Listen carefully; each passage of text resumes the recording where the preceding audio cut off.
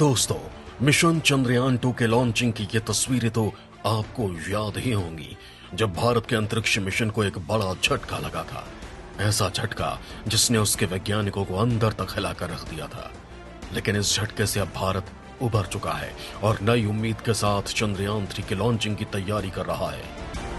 इस मिशन को लेकर भारत का टेम्पो कितना हाई है, इसका अंदाजा आप इसी से लगा सकते हैं कि इसकी लॉन्चिंग की तैयारी भी कर ली गई है और तारीख भी मुकर्रर कर दी गई है। दोस्तों, मिशन चंद्रयान-3 के बारे में आपको बताऊंगा, ये भी बताऊंगा कि आखिर इसकी लॉन्चिंग की तारीख क्या है और इस बार पिछली बार की तरह कोई चूक न हो, इसे लेकर वैज्ञानिकों ने क्या किया है। लेकिन उसके लिए आपको मेरे साथ बने रहना होगा और वीडियो को अंत तक देखना होगा। दोस्तों, आपको चंद्रयान-3 के मिशन के बारे में बताऊं उससे पहले आपको भारत के अंतरिक्ष सफर के बारे में बता देता हूं। दोस्तों, भारत में आधुनिक अंतरिक्ष कार्यक्रम के जनक डॉक्टर विक्रम साराभाई थे। अपनी मेहनत और लगन से भारत ने कम बजट में भी उच्च अंतरिक्ष तकनीक को हासिल करने में सफलता हासिल की है और आज वो श्रेष्ठ अंतरिक्ष तकनीक वाले देशों की कतार में शामिल है। दोस्तों, भारत के अंतरिक्ष क्षेत्र की उपलब्धियों की बात करें तो इसरो ने हाल के कुछ सालों में ऐसी कई उपलब्धियां हासिल की हैं, जिसने अंतरिक्ष विज्ञान में अग्रणी कहे जाने वाले अमेरिका, रूस और चीन जैसे देशों को भी पीछे छोड़ दिया है। दोस्तों, 22 अक्टूबर 2008 को भारत का पहला चंद्र मिशन चंद्रयान-1 सफलतापूर्वक लॉन्च किया था। इसके बाद 25 सितंबर 2014 को भारत ने मंगल ग्रह की कक्षा में सफलतापूर्वक मंगलयान स्थापित किया। मंगल ग्रह की सफलता के बाद 5 जून 2017 को इसरो ने देश का सबसे भारी भरकम रॉकेट GSLV Mk3 लॉन्च किया। GSLV Mk3 के बाद इसी साल इसरो ने PSLV के जरिए एक साथ 104 सैटेलाइट लॉन्च कर दुनिया में कीर्तिमान स्थापित किया। इससे पहले इसरो ने साल 2016 में एक साथ 20 सैटेलाइट प्रक्षेपित किया था, जबकि विश्व में सबसे अधिक रूस ने साल 2014 में 37 सैटेलाइट लॉन्च कर रिकॉर्ड बनाया था।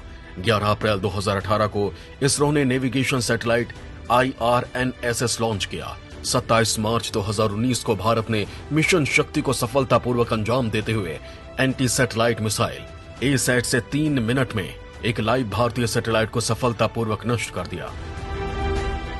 भारत ने सितंबर 2019 में चंद्रयान-2 मिशन की शुरुआत की थी। हालांकि इस मिशन में चंद्रयान-2 का ऑर्बिटर अंतरिक्ष में स्थापित हो गया था, लेकिन रोवर की सॉफ्ट लैंडिंग नहीं हो पाई थी। अब भारत चंद्रयान-3 की तैयारी कर रहा है, जिसके लॉन्चिंग की डेट तय हो गई है।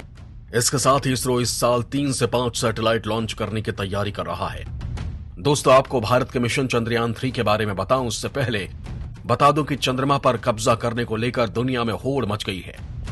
दोस्तों, चीन ने पुष्टि की है कि वो रूस के साथ मिलकर 2035 तक चंद्रमा पर एक रिसर्च सेंटर का निर्माण करेगा, जो अमेरिकी स्पेस एजेंसी नासा के लूनर गेटवे को टक्कर देगा। जैसे ही ये स्टेशन बनकर तैयार होगा, उसके बाद से चीन रूस के अंतरिक्ष यात्री लंबे समय तक वहां रहने लगेंगे।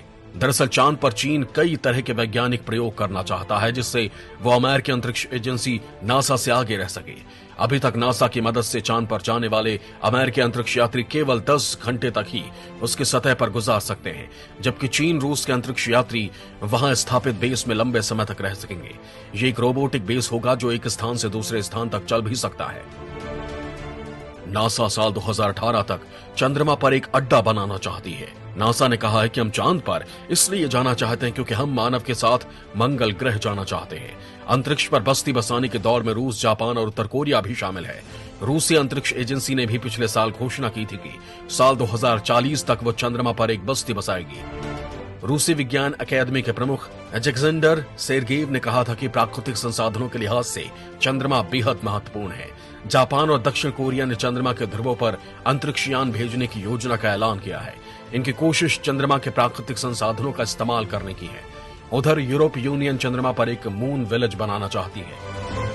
इन सब देशों में चीन का प्रोग्राम सबसे ज्यादा महत्वाकांक्षी है, क्योंकि सन की चीन ही एकमात्र ऐसा देश है जो अंतरिक्ष में बस्ती बसाने और उसका इस्तेमाल अंतरिक्ष उत्खनन में करने की हसरत और योजना रखता है।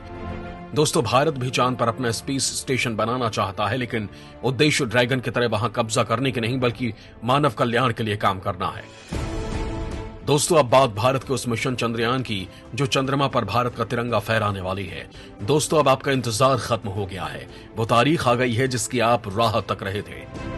जी हाँ, मैं बात कर रहा हूं भारत के मिशन चंद्रयान-3 की, जो अगस्त में लॉन्च होगा। इसके सभी जरूरी टेस्ट पूरे कर लिए गए हैं और अगस्त 2022 लॉन्चिंग की तारीख मुकर्रर की गई है। इसकी लॉन्चिंग पिछले साल ही होनी थी, लेकिन कोविड के कारण यह मिशन लेट हो गया। दोस्तों, चंद्रयान 3 मिशन ने अक्टूबर 2008 में शुरू किए गए पहले चंद्रयान मिशन से काफी मदद ली है। पहले चंद्रयान मिशन के जरिए चांद की सतह पर पानी के सबूत खोजे गए थे। चंद्रयान 2 मिशन के तहत लैंडर और रोवर दुर्घटनाग्रस्त हो गए थे, लेकिन इसका ऑर्बिटर अभी भी चंद्रमा की सतह के ऊपर घूम रहा है। इसरो चंद्रयान 3 के साथ इस ऑर्बिटर का इस्तेमाल करने की योजना बना रहा है।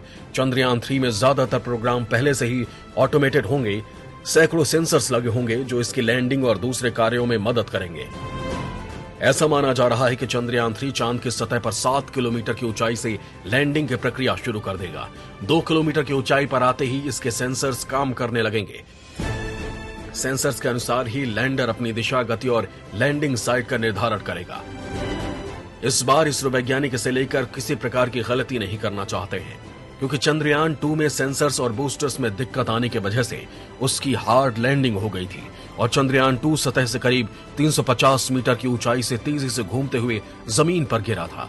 भारतीय वैज्ञानिक चाहते हैं कि इस बार ऑर्बिटर से लैंडर और रोवर का संपर्क बना रहे, जिससे कि किसी भी तरह की सूचना हासिल करनी हो तो ऑर्बिटर के जरिए आसानी से मिल सके। इसके लिए चंद्रयान 2 के लैंडर की तरह चंद्रयान 3 के लैंडर में 5 नहीं 4 ही थ्रोटल इंजन होंगे। चंद्रयान 2 के विक्रम लैंडर में 5 थ्रोटल इंजन थे, जिसमें से एक में आई खराबी की वजह से लैंडिंग खराब हो गई थी। इस बार चंद्रयान 3 के लैंडर में लेजर डॉपलर वेलोसीमीटर लगाए जाने की भी खबर है। इससे लैंडिंग ज्यादा आसान हो सकती है। चंद्रयान 3 को GSLV Mk3 रॉकेट से लॉन्च किया जाएगा। लॉन्चिंग श्रीहरिकोटा स्थित सतीश धवन स्पेस सेंटर से होगी। दोस्तों, बताने की जरूरत नहीं है कि यह पल हमारे लिए ऐतिहासिक और गर्व से भरा है, क्योंकि हम वहां जा रहे होंगे जिसकी दुनिया ने कभी कल्पना भी नहीं की थी और न ही आने वाले समय में किसी के वहां जाने की उम्मीद है। तो दोस्तों, इसके लिए हमारे वैज्ञानिकों को एक सैल्यूट तो बनता है। जय हिंद, जय भारत। दोस्तों, आपको हमारा ये वीडियो कैसा लगा हमें कमेंट बॉक्स